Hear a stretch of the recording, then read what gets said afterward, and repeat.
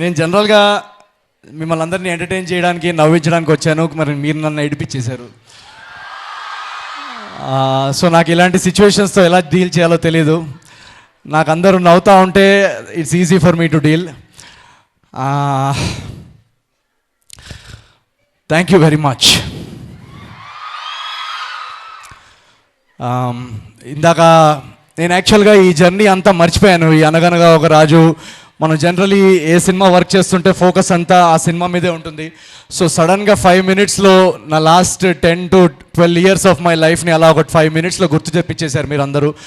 So ఆ first day ఇందాక వీడియోలో చూపిస్తుంటే నేను మీలాగే ఇలా ఆడిటోరియంలో కూర్చొని ఎవరన్నా సెలబ్రిటీస్ కానీ ఎవరన్నా వచ్చి మా కల్చరల్ ఫెస్ట్కి అదంతా వస్తుంటే సెలబ్రిటీస్ అక్కడ లాస్ట్లో కూర్చొని గోల పెట్టేవాడిని. నేను ఇందాక చెప్పినట్టు మీలాగే ఇంజనీర్ని.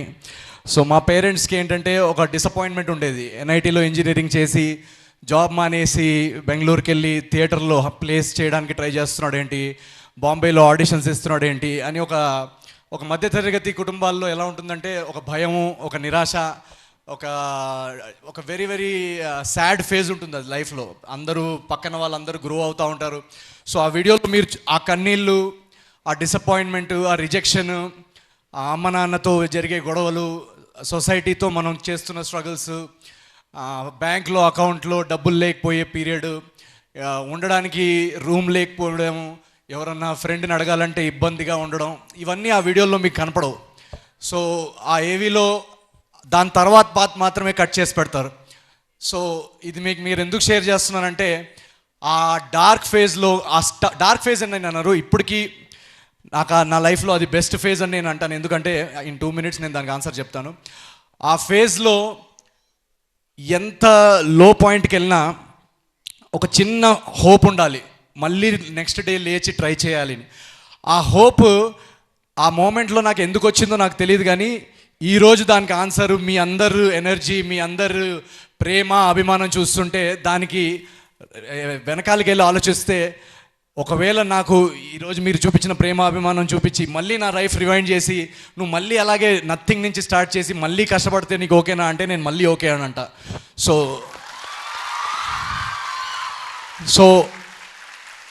ఎవ్రీ మూమెంట్ ఎంత కష్టమైనా ఏదైనా మీరందరూ చూపించే ఎనర్జీ, ప్రేమకి ఇట్స్ ఆల్ వర్త్ ఇట్. మేము పనిచేసేదే మీకోసం.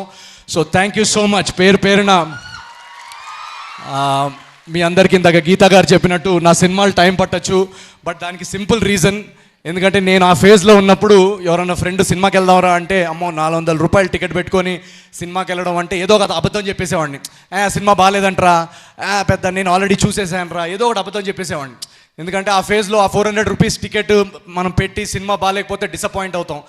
ఆ 400 రూపీస్ అనేది చాలా చాలా వాల్యుబుల్. సో ఒక ఫ్యామిలీ 2000 రూపీస్ పెట్టి వెళ్తున్నప్పుడు 2.5 hours టైం, ఇది ఎవరు ఆడియన్స్ నల్ల డబ్బు పెట్టరు, బ్లాక్ మనీ కాదు మీరు పెట్టేది.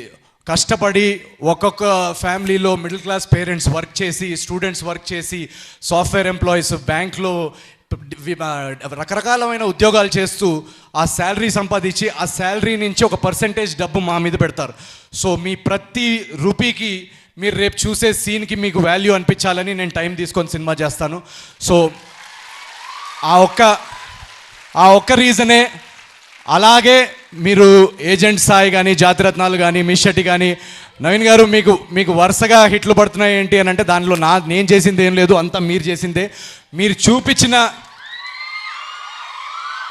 చూపించిన ప్రేమకి డబుల్ ప్రేమ ఇవ్వాలని నేను టైం తీసుకొని ఈ అనగనగా ఒక రాజు అనే సినిమా రాయడం జరిగింది, తీయడం జరిగింది. అండ్ మీరు ఇంకా రెట్టింపు ఎంటర్టైన్మెంట్ పొందేలా ఈ సినిమా వచ్చింది.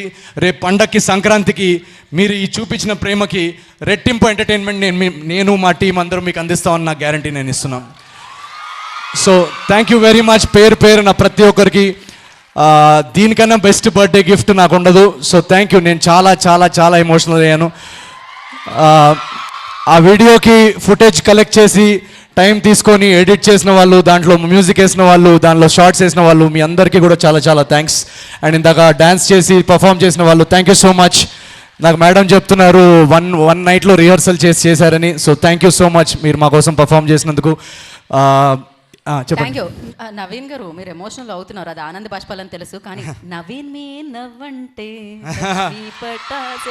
ఓకే ఓకే చేసి ఈ ఎనర్జీతో పాటు ఆ ఎనర్జీని కలిపి మనం వచ్చిన పని చేసేద్దాం. ఓకే సరే, ఇమోషనల్ సీన్ అయిపోయింది, ఇప్పుడు బ్యాక్ టు మన ఎనర్జీ. ఓకేనా? ఓకే, సో మా నెక్స్ట్ సినిమా ఇందాక చెప్పినట్టు అనగనగా ఒక రాజులో ఫస్ట్ పాట మీరు చూశారు. ఇప్పుడు మా స్వామి చెప్పండి. ఏం లేదు మిమ్మల్ని కాదు, హీరోయిన్ పిలుస్తున్నా, అదే కదా మీ బాధ. Meenakshi come, ya will rock it together.